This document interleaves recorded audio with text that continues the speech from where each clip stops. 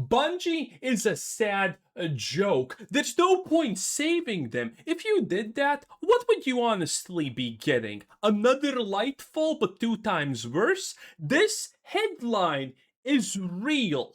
And the worst part is, we honestly could have predicted this. Former Bungie dev says a Destiny dating sim, which probably everyone obviously asked for, right? Was actually made internally and was very Dream Daddy inspired. This is a quote. If you don't know what Dream Daddy is, yeah, it's probably worse than you are imagining, so don't Google it.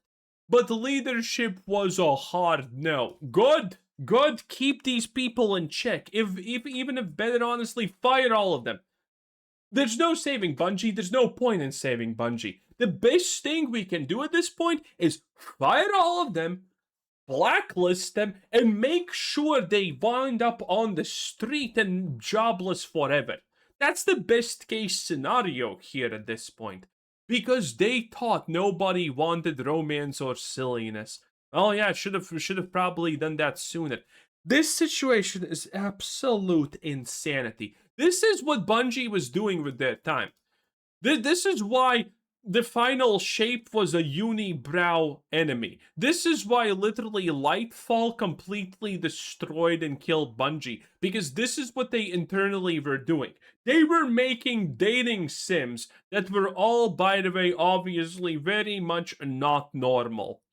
Absolute disaster. This is why literally you got Lightfall, by the way. An expansion whose whole point was, here's gameplay, but everyone's gay. It's real. It's real.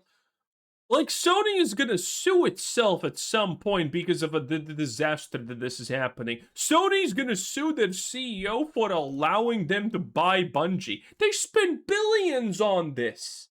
This is nothing but a joke. And it gets worse, okay? Bungie's Destiny franchise has had a lot of strange and unexpected ideas over the years, like the Genshin Impact-inspired spin-off named Codename Payback. By the way, the Codename Payback thing, I did not know it's Genshin-inspired, but this thing had a history of its own because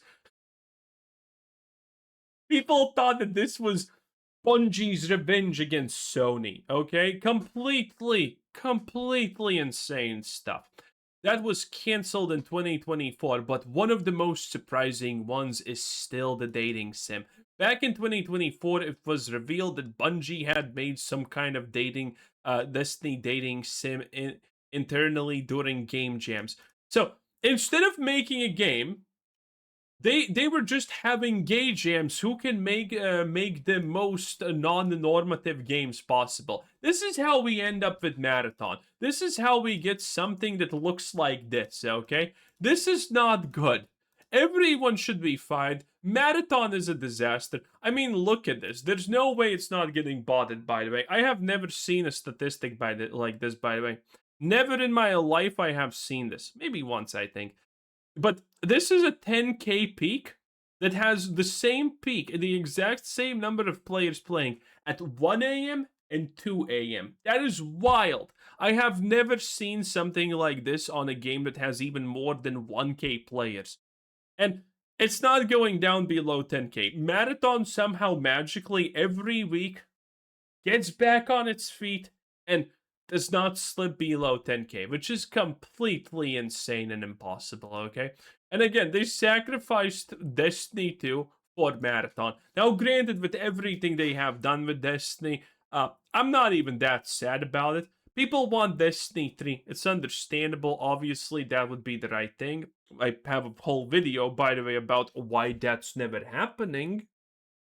There's internal and financial reasons why that literally can never happen, by the way. But whatever, okay? People are not getting Destiny 3. People are not even getting an expansion for Destiny 2. Even though the current numbers are, I mean, they're as impressive as they have ever been. This is completely destroying Marathon, needless to say. But then again, a hot summer day is destroying Marathon. Also, anything can destroy Marathon. Marathon's biggest predator is just a slight breeze. It is what it is. And again, this is horrible. This is what those people are doing. When Marathon inevitably gets its lore, it's probably gonna be based on goddamn daddy dream daddy inspired. Okay, that's what we're gonna probably be getting. During game jams. At the time, there were barely any details about what it looked like, how far along it was, or if players were even mean to see it.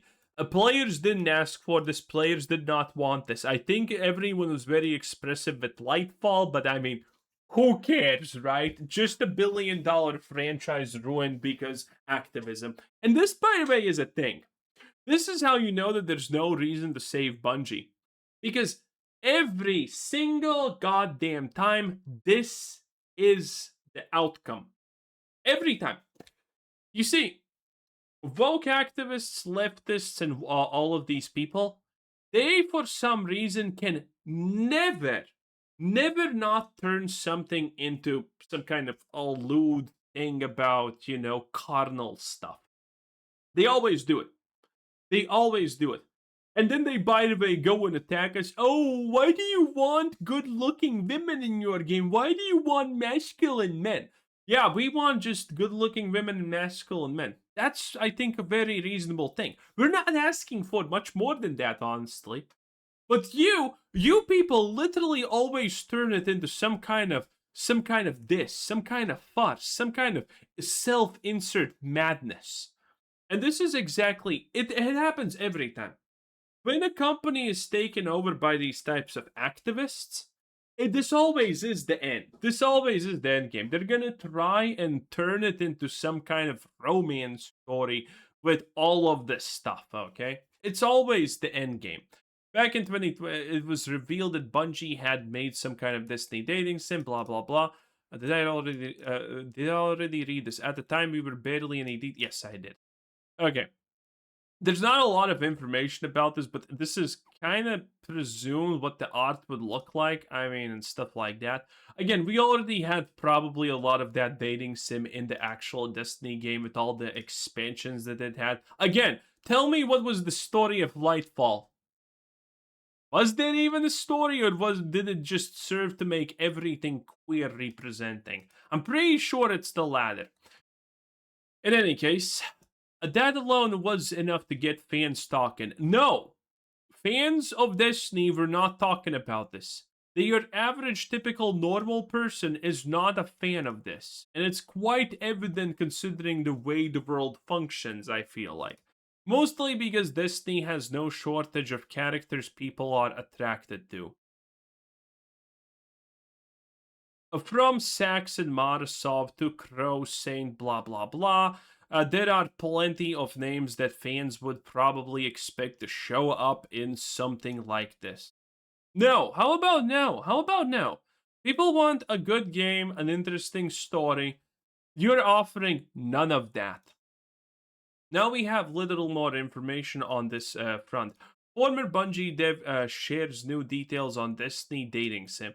The new details come from former Bungie community manager Leon Rupert, who shares more about the project on X after someone asked Bungie to give us the dating sim we deserve. No one asked this. If someone asked this is probably one person with a tweet that has 2 views and no likes because even his own like got deleted because X thought it's cringe.